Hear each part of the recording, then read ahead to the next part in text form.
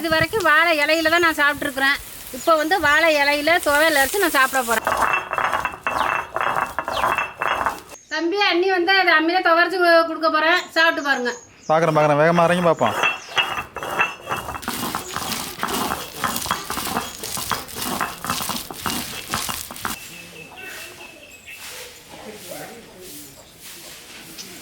அனைவருக்கும் வணக்கம். எல்லாம் எப்படி இருக்கிறீங்க? இன்னைக்கு வந்து சத்தான வாழையில குருத்துல வந்து துவையல் செஞ்சுருக்கிறோம். ரொம்ப வித்தியாசமாக இருக்கும், ரொம்ப சத்தான பொருள். இப்போ வாங்க இது எப்படி செஞ்சிருந்தா வீடியோக்குள்ள போய் பார்க்கலாம். போய் வாழை கொழுந்து பறிச்சுட்டு வந்துடலாமா? பறிச்சுட்டு வந்துடுவோம். பிஞ்சு இலையா? ஆமாங்க, இந்த வெயில் காலத்துக்கு எடுத்தால் குழு குழுன்னு வாழை கொழுந்துல துவையல் செய்ய போகிறோம். வாழை கொழுந்து இப்படி தான் இருக்கும். நம்ம மரத்தை வெட்டி விட்றப்ப பார்த்தீங்கன்னா அது மேலே வந்து அப்படியே கொழுந்தாக வரும். இலையிலையும் பார்த்தீங்கன்னா இந்த மாதிரி கொழுந்து வரும். பெரிய மரத்துலேயும் வரும், சின்ன மரத்துலேயும் வரும்.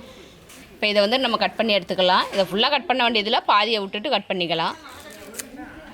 பாருங்கள், இதேமாரி எல்லாத்தையும் கட் பண்ணி எடுத்துகிட்டு காமிக்கிறோம். பாருங்கள், இதில் உள்ள இலையும் முனையில் வெட்டிக்கலாம். இந்தளவுக்கு போதும். இப்போ இதை சுத்தம் பண்ணி துவையில் அரைச்சிடலாம். வாங்க போய் அரைப்போம்.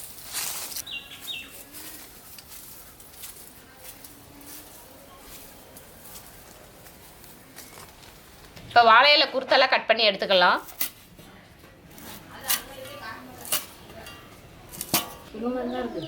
அழகா இருக்கு பார்க்குறதுக்கு. ஸ்ப்ரிங்கு மாதிரி இருக்கு. அப்படி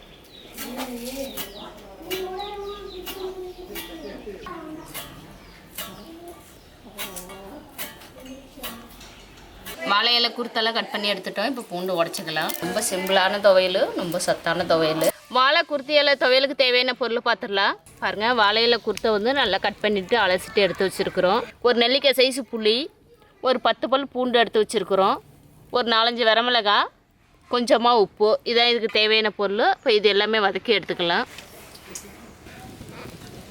மண் சட்டி நல்லா சூடாயிடுச்சு. எண்ணெய் ஊற்றிக்கலாம். எண்ணெய் நல்லா சூடாயிடுச்சு. வரமிளகாய் சேர்த்துக்கலாம். மிளகாய் நல்லா வதங்கிடுச்சு. இது கூட பூண்டு சேர்த்துக்கலாம்.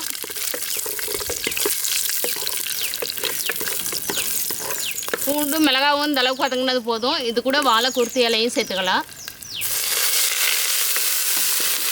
இது கூட கொஞ்சமாக உப்பு சேர்த்துக்கலாம்.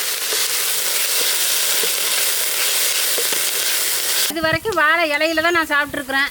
இப்போ வந்து வாழை இலையில துவையல் அரைச்சி நான் சாப்பிட போகிறேன். நல்லா வதங்கிடுச்சு. இது கூட புளியை சேர்த்துக்கலாம். இந்த அளவுக்கு வதங்கினது போதும். இப்போ எடுத்துக்கலாம். துவையல் சாப்பிட்ருக்கீங்களா அதுக்கு முன்னாடி? இல்லை, சாப்பிட்டதில்ல தம்பி. இப்போ தான் சாப்பிட போகிறோம். நம்ம போய் அரைச்சிட்டு வந்துடுவோம் தம்பி. அரைச்சிட்டு வந்துடும். அம்மி கழுவி ரெடியாக இருக்குது. இப்போ துவையல் அரைக்க போகிறேன். ஃபஸ்ட்டு மிளகாய் அரைச்சிக்கணும்.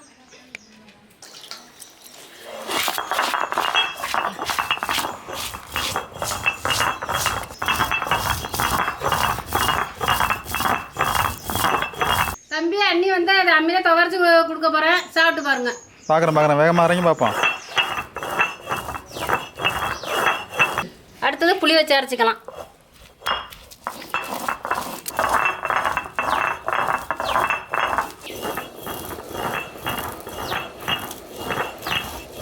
மிளகாவும் புளியும் நல்லா அரைச்சிட்டேன்.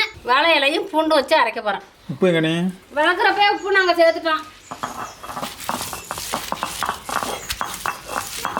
நூடுல்ஸ் மாதிரி வருது.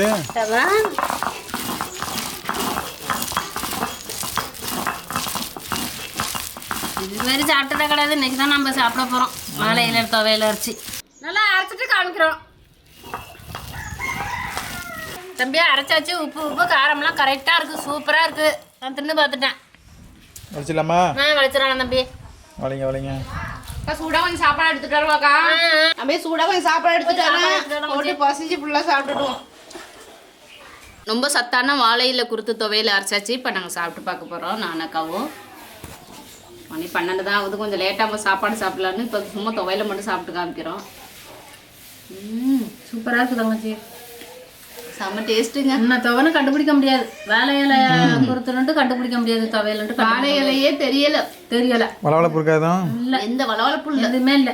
முத்துன கொழுந்தா எடுத்துக்கிட்டோம்னா அதில் வந்து நார் அதிகமாக இருக்கும். பிஞ்சு கொழுந்தா எடுத்துக்கிட்டிங்கன்னா நார் வந்து அதில் அதிகமாக இருக்காது. வாழைப்பழத்தில் என்ன சத்து இருக்கோ அதே சத்து வந்து அந்த வாழையில குருத்துலேயும் இருக்குது. கண்டிப்பாக வந்து உங்கள் வீட்டிலேயே எல்லார் வீட்லேயுமே வாழை மரம் வந்து நம்ம வீட்டில் வச்சுருப்போம். இந்த மாதிரி குருத்தில் வந்து ஒரு டைம் துவையல் அரைச்சி செஞ்சீங்க சாப்பிட்டீங்கன்னா திரும்ப அதை விடவே மாட்டீங்க. தொடர்ந்து அதை அரைச்சி சாப்பிடுவீங்க. அந்த அளவுக்கு வந்து நல்லா டேஸ்ட்டாக நல்லா ஒரு அற்புதமாக இருக்குது. இன்றைக்கி வந்து நாங்கள் எப்படி வாழையில குருத்தில் வந்து துவையில அரைச்சி சாப்பிட்டோமோ அதே மாதிரி வந்து நீங்களும் ஒரு டைம் அரைச்சி சாப்பிட்டு பாருங்கள். பார்த்துட்டு எப்படி இருக்குது கமெண்ட்டில் சொல்லுங்கள். இந்த வீடியோ பிடிச்சிருந்துச்சுன்னா ஃப்ரெண்ட்ஸ்க்கெல்லாம் ஷேர் பண்ணி விடுங்க. இது வரைக்கும் நம்ம சேனலுக்கு சப்ஸ்கிரைப் பண்ணாதவங்க மறக்காமல் சப்ஸ்கிரைப் பண்ணிடுங்க. மறக்காம பக்கத்தில் உள்ள பெல் பட்டனை வந்து கிளிக் பண்ணிடுங்க. ஆனந்தி சொன்னது மாதிரியே செய்யுங்க.